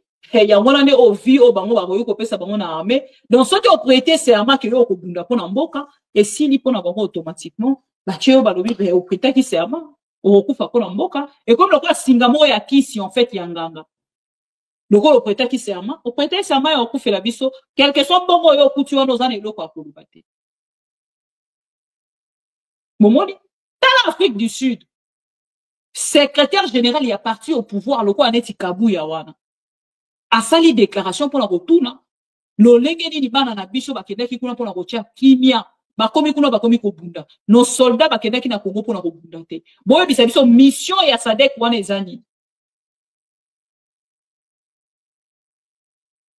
mais Félix Tshisekedi lelo a kota lisana par na ye akotia kaka elika na SADC EAC Burundi na Tanzanie akotia elika na ye pana bango wata na Burundi akanga frontière na ye contre Rwanda.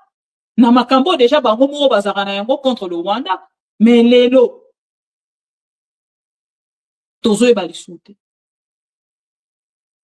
Tozo eba lisute. Et lelo nga naza kozela eza sommet o na koloba na bino o ya bosangani ya SADC na EAC. Esengeli esala malem te 4 matin. Parce que EAC a outi na kati pardon, SADC a outi na kati ya sommet na ye. EAC pas sala ki sommet na ye na ndenge na ye. Mais siko awa tokomi kozela sommet o ekosangisa EAC na SADC toyeba nini ekobima na kati kuna lokwa solution. Maintenant, on a déjà recommandation. Il y a EAC ezali Luanda. Il y a SADC ezali Luanda. Il y a ONU ezali Luanda. Il y a Union européenne Luanda. Il y a Bamboka nyonso. Oh nani tout ça bango nyonso batindi na Luanda. Royaume-Uni Rwanda. Et na nyonso oyo. Toko ebate ba stratégie ni Félix akosala pour qu'il a protégé ba parti na biso nyonso ya Nord Kivu. On a kozongi ça peut protéger l'intégrité territoriale ya mboka na biso. Azana ya mbote. Auti koyamba ba député na ba sénateur ya Nord Kivu, ya Sud Kivu pour na kotalisa. Bande ngona bitumbo nyonso. Bitumbo nyonso ezana bombe moko ezali koya. Na koyebisa bino yango plus tard. Riposte rigoureuse au Félix Tshisekedi ya lobby. Tokolinga to mona pena misala na yango. Eko banda ndenge nini. Bakosala formation en combien de mois? Pona kokene na riposte rigoureuse. Eko leka na ndenge nini. Riposte offensive eko leka na ndenge nini. Tout pas pour recommander Félix négociation. À qu'on négocier ou à qu'on négocier. Question mark. Bango na pas na bango ba kopi ko vanda bata na komoni. Omoni to accusé bango ba bomi 10 000 Congolais. Ba kombi si ba Congolais ba bouclier na bango. Pona rekene ko brandir en fait liste topé nombre de morts. Mais yango comme objectif ya Félix Tshisekedi. Beaucoup fa ngala rekene ko lakisa mindele. Beaucoup fa, c'est juste ça. À lieu place, il y a coupé sa solution. À lieu place, il y a coupé sa peine à peuple congolais. Ce qui riposte rigoureuse, c'est qui m'a découvert. L'élo, c'est un qui déjà tout bon. Ce qui riposte rigoureuse, et qui l'élo, c'est un déjà tout bon. Aéroport à Goma, il y a qui est koyate. Goma, il y a qui est koyate. Rouba et les gars qui est et l'élo, les M23, Bazana Minova, Baza partout, Sake, est-ce que l'élo n'est pas recote à Sake pour la raison de sa barosima? L'élo n'est pas recote à Minova pour la raison de sa barosima. Et ça, ma question, et ça, ma réponse. Et partout, on a nyonso, riposte rigoureuse et salamité. Riposte rigoureuse et voyons ça m'a dit. Et discours voilà nyonso Félix Tshisekedi ya sala depuis Union africaine kuna nde bisika o kende ko sala ba discours na nyonso mais au moins peuple congolais azomona ngana ebisa ki ba congolais Félix Tshisekedi aza kokosa nanga azali na ye na kati ya Goma mama bibi balakisi penda video balobi ezali na hotel moko na Goma te ezali na hotel moko na nani na ebisa kibino azali na Goma. Bozela pardon. Video ya liboso o na moni bozela.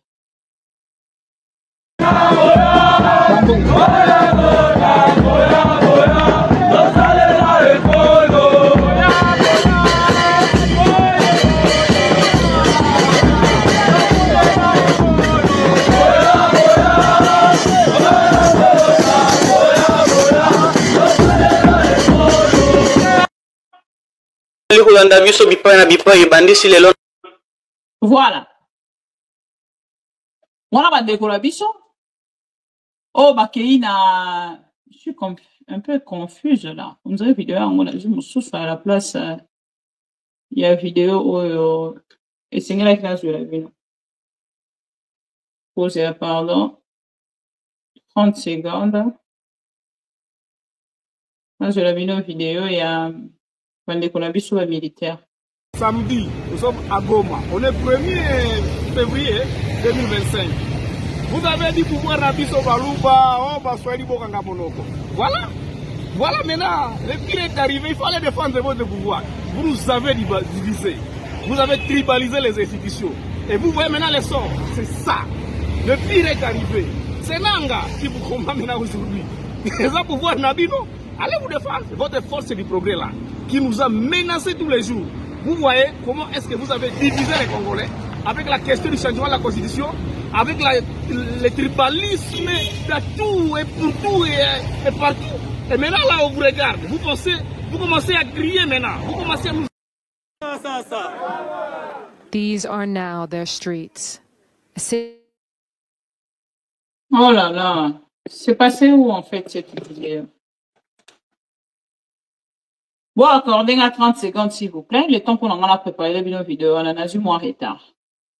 Na moi transition, on a chez la bino ministre, hein, n'enga ça qui plagia. Il y a ba vidéo, il y a film, hein. Et moto, la salle là qui est discours, voilà, va suspendre. Voilà. Il n'y aura pas d'autre retrait. J'ai ordonné donc que tous les plans et instructions concernant un prétendu dialogue avec les terroristes du M23, supplétifs de l'armée rwandaise, soient complètement brûlés, et ce, immédiatement. Nous allons rester ici au Congo et nous battre. Si nous ne pouvons pas rester vivants ici, alors restons ici morts. Vous êtes sur le point de vous embarquer dans la grande croisade, vers laquelle nous avons lutté pendant de nombreuses années. Les yeux du monde entier sont braqués sur vous. Les espoirs et les prières des personnes éprises de liberté partout dans le monde entier sont braqués sur vous. En compagnie de nos courageux alliés et frères d'armes sur d'autres fonds, vous parviendrez à la destruction de la machine de guerre rwandaise, à l'élimination de la tyrannie rwandaise sur le peuple opprimé d'Afrique et à la sécurité pour nous-mêmes dans un monde libre. Nous irons au combat à notre manière et nous serons accompagnés par l'esprit des millions de nos martyrs, de nos ancêtres, torturés et brûlés vifs pour leur patriotisme, de nos pères assassinés et de nos mères, nos sœurs, ainsi que nos filles massacrées et violées, de nos frères mutilés et de nos enfants étranglés. Et dans cette bataille, nous briserons l'ennemi et apporterons le salut à notre peuple, éprouvé dans la fournaise de la persécution, assoiffé seulement de la liberté, de droiture et de justice. La voie que nous avons choisie pour le présent est pleine de dangers, comme tous les chemins le sont.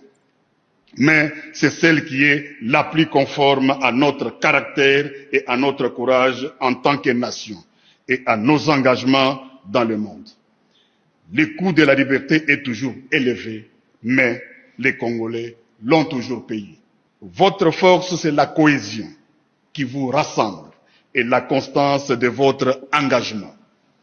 Votre honneur, c'est le respect de la mission pour laquelle vous donnez tout, avec un courage et un enthousiasme qui font l'honneur de notre pays. Votre fierté, c'est de servir la République démocratique du Congo de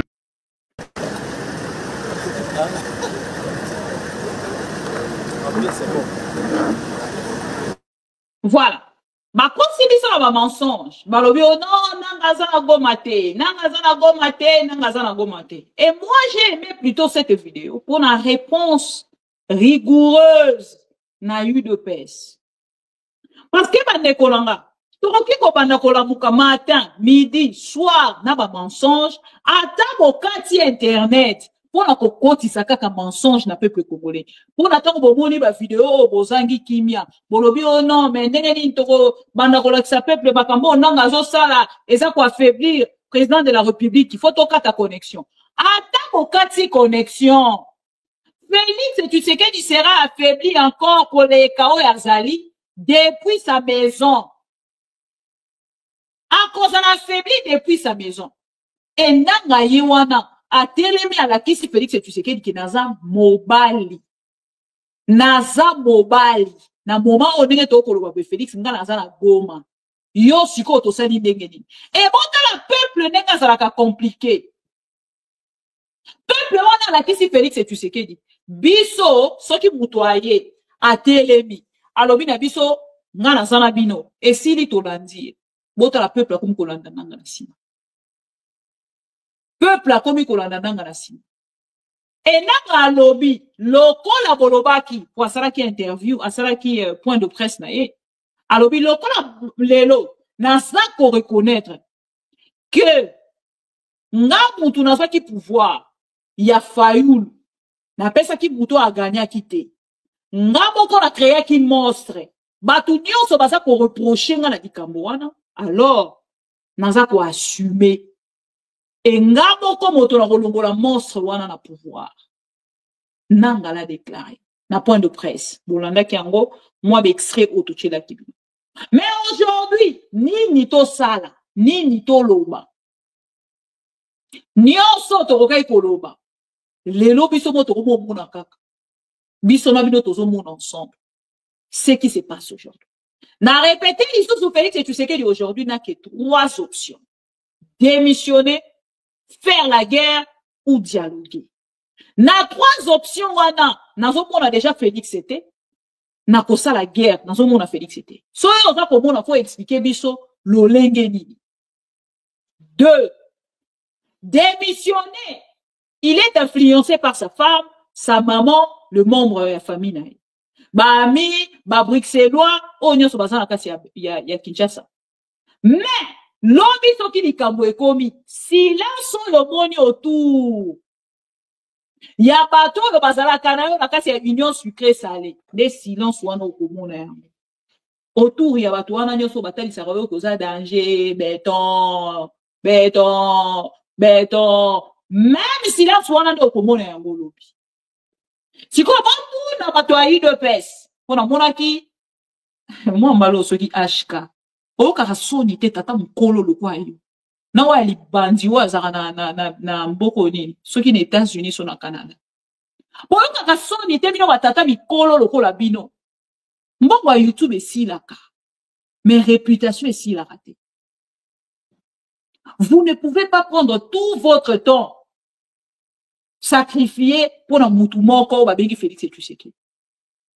Il faut être vraiment un homme sans le mot que je voulais dire.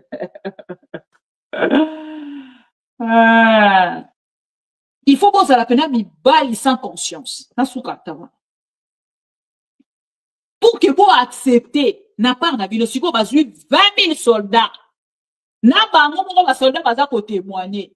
Batiti bango na kuchuru. Bake na kuchuru.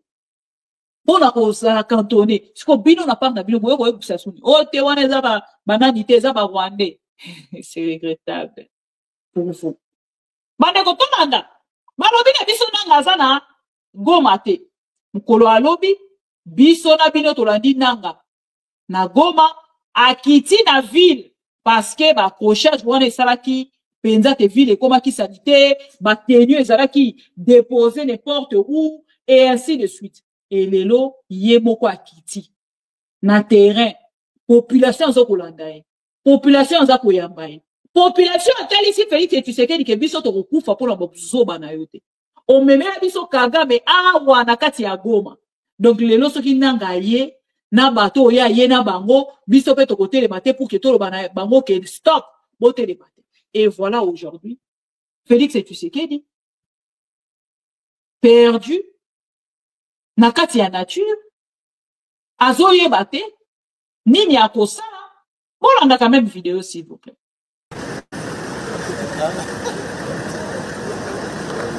c'est bon.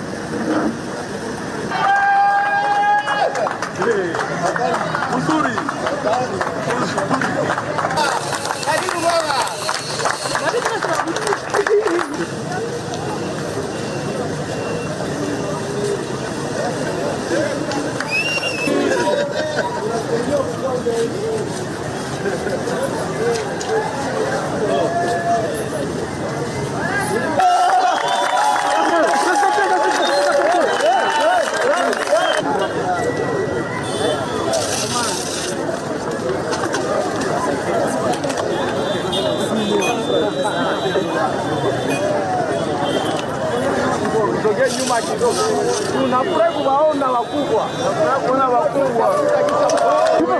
Asante sana.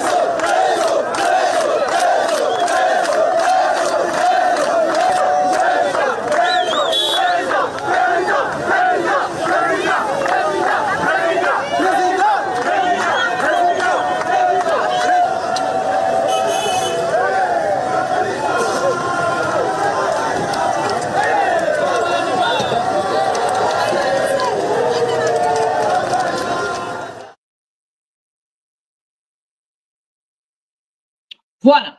Bolandi, si quoi vous tournez là, va toi de pèse. Tension, ça va. Gouverneur va vous nommer. A commis déjà comme? Et ça va question. Na tourni tension, ça va. Le son est bon. Le gouverneur nommé par Félix Tshisekedi Kakoulé a commis déjà comme? Mazobo yande komima. Kobina kozanga babilo omoko yande kwana. Boya su ko envahir biswa.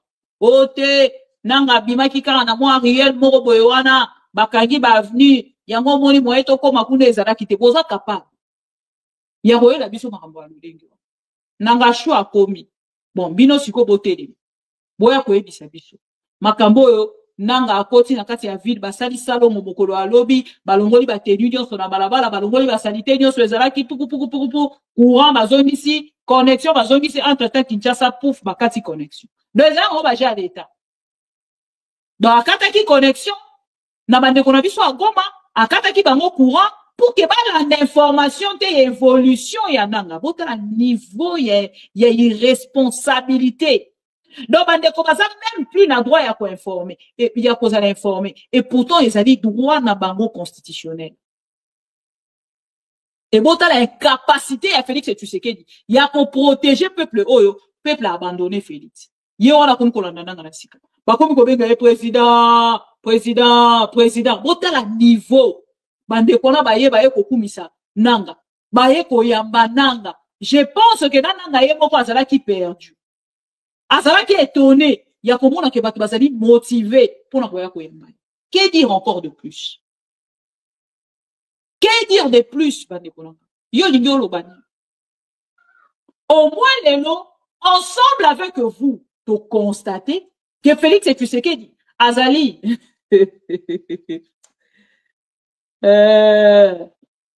pour constater ensemble avec vous que Félix Tshisekedi azali motoyo azali nul o akokoka kosala eloko moko te pour le peuple congolais. Je pense que c'est tout. Et lelo na makambo nyonso eza kolekana bato ya Félix Tshisekedi esengeli bozonga sima s'il vous plaît. Botika kolesa bato yo mensonge parce que na suka nango bozo kobimaka ba nula hein bozo bimaka na balabala bozo bimaka libanda ya réalité ya o ba kongolais wana bazana ngo besoin et na suka nango ba oyina bino pozela mikolo tika lisu mingi te bande kola ba oyina bino ba koyina bino au vrai sens ya après boya ko sala biso plagia oh non discours pénal des discours et que ça bon ta non vidéo. Le Rwanda nous attaque, le Rwanda occupe Non, mais c'est terrible. Mais ce n'est pas... Ton cerveau est où? Ta tête, ta grosse tête là, tes joues là, le cerveau avec les noix de coco qui font... C'est où? Mais tu n'as pas honte? Mais tu n'as pas honte? Mais tu n'as pas honte? Mais c'est terrible. Mais ça, c'est quel président? Vous courez toujours, vous courez, vous voulez être président et tout. Je me rappelle comment tu tapais la main sur la table devant les journalistes en leur disant « Oh, si le Rwanda fait machin truc, j'ai réuni les deux chambres, je déclare la guerre. » Mais tu n'as pas une aviation pour aller bombarder le petit Rwanda à côté? Mais tu n'as rien. Mais si tu n'as rien, mais tu ne comprends donc pas que ce sont ceux qui vont voir, qui donnent des armes que tu n'as pas au Rwandais. Et qu'est-ce que tu veux dans les négociations? Mais qu'est-ce que tu t'attends dans les négociations avec qui? Oh, tu sais que dit. Je n'ai jamais vu la honte de ma vie. Les gens vont me rappeler que dans mon pays c'est mieux. Mais dans mon pays, qui attaque mon pays? Qui attaque mon pays? On a nos problèmes internes. Mon gars, Félix, c'est de l'Afrique qu'on parle. L'Afrique nous appartient. L'Afrique nous appartient tous. On a le droit et le devoir de parler de l'Afrique. Nous sommes des panafricanistes. Nous sommes des africanistes assumés, avérés. Oui, c'est le discours que les Ibrahim Traoré tiennent tous les jours. L'Afrique, l'Afrique, toujours l'Afrique, l'Afrique. Ces images, on ne devrait plus les voir. En ce jour, ici, où l'Afrique se réveille, s'émancipe. Un grand Congo en Afrique centrale, devant un micro-État, un gros président, passe le temps à se lamenter d'un minstock président comme ça, à peine le vent peut l'emporter. Oui, Félix Tshisekedi. C'est-à-dire que tu as l'image du grand Congo, RDC. C'est-à-dire qu'on te voit avec le poids, le corps et tout cela, mais il n'y a rien. Et vraiment, tu représentes le... Et c'est très fort ce que le monsieur dit. Ce qui est dans le à Maman Bibi, au fin de Tshisekedi.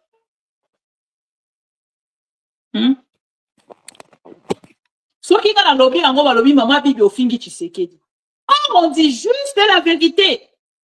Rien que la vérité. Il y a Makamo Félix et Tshisekedi à ça pour ça. Oh, il s'est qui dans un président. Il y a un grand pays comme le Congo. À s'arrêter. Les lois, on essaie bon. Qu'on fait? Nini Torosa. Le pays est parti. Et voilà, le pouvoir est parti aussi. Parce que le pouvoir de Félix Tshisekedi, dans le moment où Tozali Koloba, Toroki Koloba soute Kaza au pouvoir, il n'est plus au pouvoir. Et Félix n'est plus au pouvoir. Félix n'a plus le pouvoir. Félix n'est plus président. Même s'il ne va pas démissionner pour vous montrer qu'il a démissionné, mais il n'est plus président. Point. La première partie n'a je vais revenir un peu plus tard pour que tu passes la deuxième partie na biso. Et si quand vous avez na connexion au bakati. Parce que na kati ya ba vidéo nanga boyebi bien. Na tchaka mingi. Ma vidéo pour que le peuple congolais a comprendre réellement. De ya rappel il solo na ya kobete na ba congolais pour que ba comprendre nini ezoleka en vrai. Voilà, c'est ça la réalité. Je vous prends congé pour quelques heures et na raison que la bino dans quelques minutes. À tout à l'heure. Bon dimanche à tous. À partir ya Goma, tokoki ko toucher Kigali wana. Akolala lisusu na ndako na ete. Akokota zamba. Asakana na bato mususu, mais asakana na Fati Beton te mokengeli ya ba Congolais.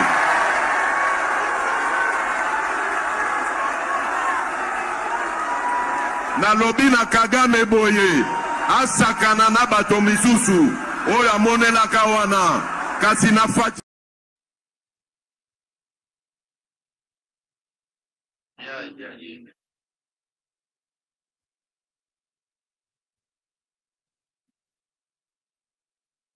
Vous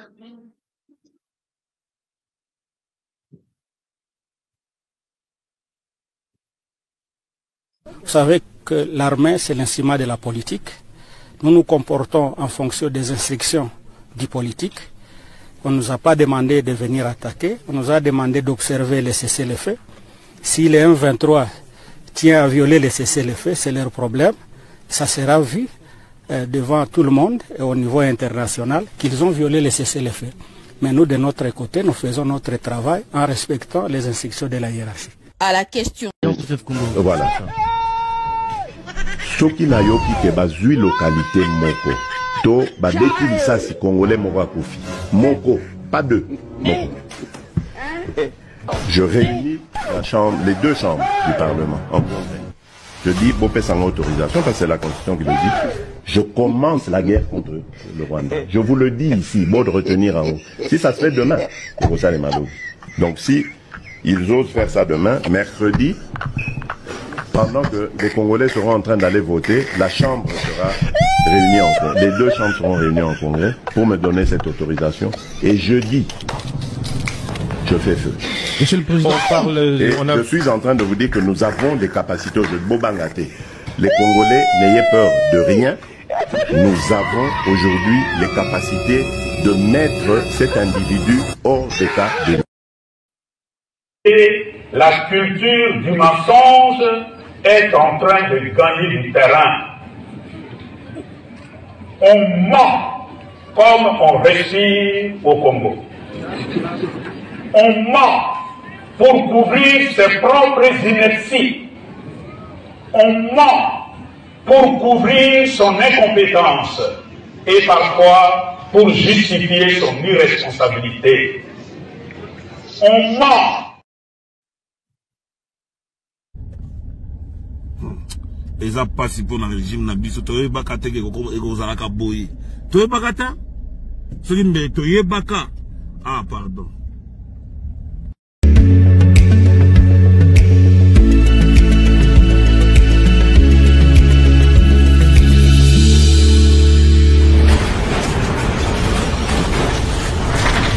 Ma mission TV, le miroir du monde.